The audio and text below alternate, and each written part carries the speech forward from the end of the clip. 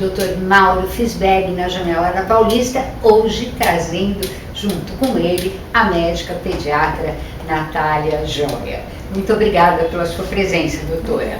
Doutor também, claro, né? Bom, eu vi outro dia no Facebook, alguém postou lá um quadrinho dizendo assim: crianças cujos pais as deixaram de castigo na infância acabam sofrendo uma rara síndrome cerebral, a da educação.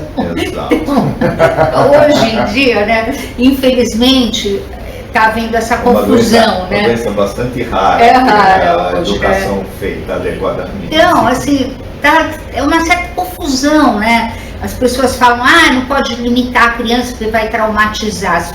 As crianças, eu não sei, mas eu tenho a impressão que as crianças são bichinhos horrorosos e se a gente não domá-los, elas crescerão. A criança manipula, a criança busca limites, ela busca determinadas situações. Ela chega na janela e ela vai olhar, e ela vai subir, ela vai fazer uma coisa que você não vai permitir. Isso dá segurança real e dá uma condição de saber, eu posso até tal ponto. A mesma coisa deve acontecer com a alimentação. A criança tem que saber quando que ela tem que comer, ela tem que saber qual tipo de alimento que ela vai receber e ela vai se sentir segura pela repetição.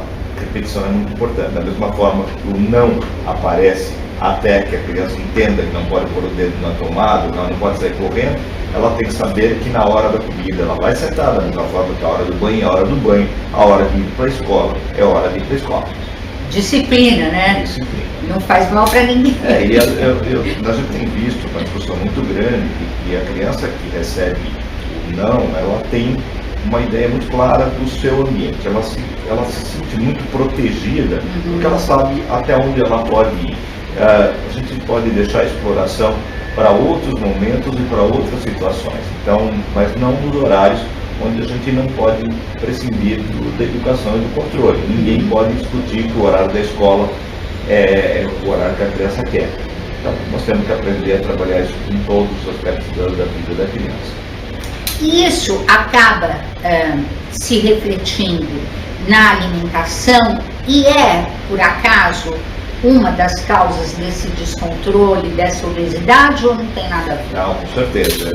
Pais muito liberais, que permitem tudo para a criança, criam crianças com mais possibilidade de ter alimentação inadequada, ter escolhas inadequadas e acabam tendo excesso de peso. Pais que são muito negligentes acabam tendo filhos que, na verdade, têm muito mais problemas de alimentação, excesso de peso. E os pais muito controladores conseguem resultados mais corretos, mas por um período.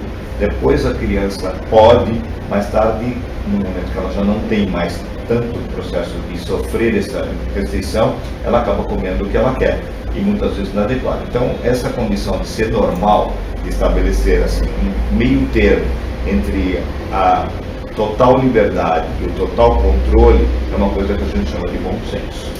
E aqueles filhos de pais separados, por exemplo, tem alguma diferença nos hábitos alimentares nesse caso?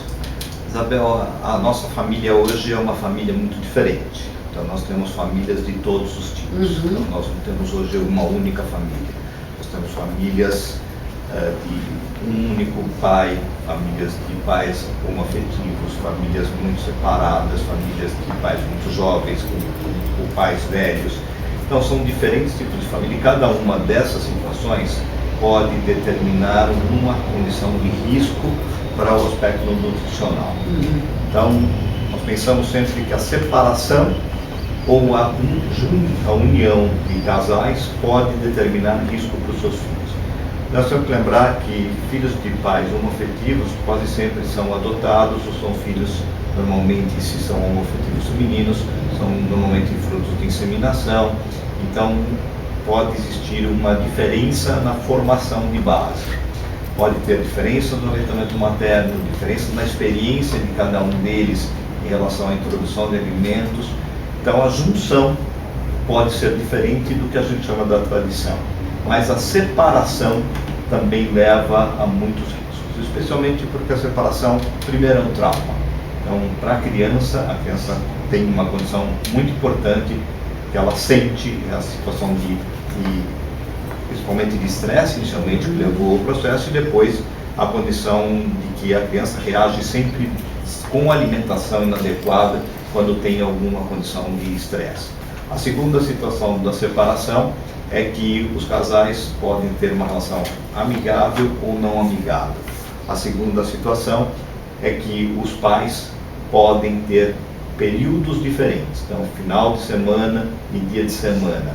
Então um tipo de alimento durante a semana toda e um alimento totalmente diferente durante o final de semana ou nas férias.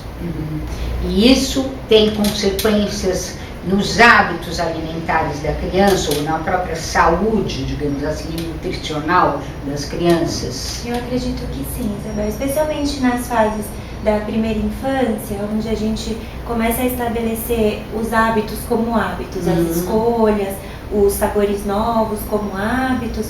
Eu entendo que essa mudança de o dia da semana, o fim de semana, as férias, troca de casas, né? Numa casa é uma avó, na outra casa é outra avó. Então eu acho que nessa transição de um ambiente, de um cenário para o outro, as escolhas alimentares podem ficar um pouco prejudicadas, atrapalhadas. E na volta para casa que ela mais fica durante a semana, isso pode comprometer um pouco. É interessante, então, os pais conversarem sobre isso, para estabelecer, por exemplo, aqui em casa eu faço meu filho comer dessa maneira, tais alimentos e tal. Você vai levar ele para passar o fim de semana com você. Cuidado, não sai. Você acha que vale conversar, então? Acreditamos que sim. Os pais, apesar da separação, deve haver um diálogo em favor da saúde da criança, do bem-estar. E nesse diálogo a questão da alimentação, dos hábitos alimentares deve sim ser discutido. E é exatamente isso que nós estamos discutindo da relação amigável ou não amigável entre as pessoas. Pode ser que eles não se deem bem entre eles, mas eles têm a obrigação de ter uma coparticipação razoável, pelo menos na educação das crianças, claro, e é parte de tudo, quer dizer, o controle dos limites e a alimentação é isso. Porque senão acontece, por exemplo, que a mãe é aquela educadora que está o dia todo cobrando, chega no final de semana ou no período que o pai está, ou vice-versa, né, pode acontecer hoje. O pai é o permissivo, que permite tudo, que vai fazer a recompensa, porque ele quer se mostrar como um bom pai ou uma boa mãe, e do ponto de vista nutricional isso acaba levando a excesso de peso, excesso de ingestão de açúcar, ingestão de gordura, de doces, de alimentos fora de hora. Então isso é muito importante. Porque ele pode até estar usando isso, né? Eu vou ser bonzinho para o meu filho não deixar de gostar de mim. E hoje tem tanto essa alienação parental, que é uma coisa tão ruim, né? Isso, e a criança também manipula os pais, exatamente porque ela sente, sim, ela sabe também, que ela vai ter maior facilidade com um ou com o outro. Isso acontece já quando o pai está junto, quando é separado é muito maior. Precisa pensar em tudo isso. Quero agradecer muito a presença de vocês dois. Muito obrigada. Obrigado, Isabel. Deu uma pica aqui. Deu. Essa aí, quando ela entra no vermelho, não, mas o trauma do Volpe é a bateria. Quando ela entra no vermelho, essa... Every time we say goodbye, I die a little.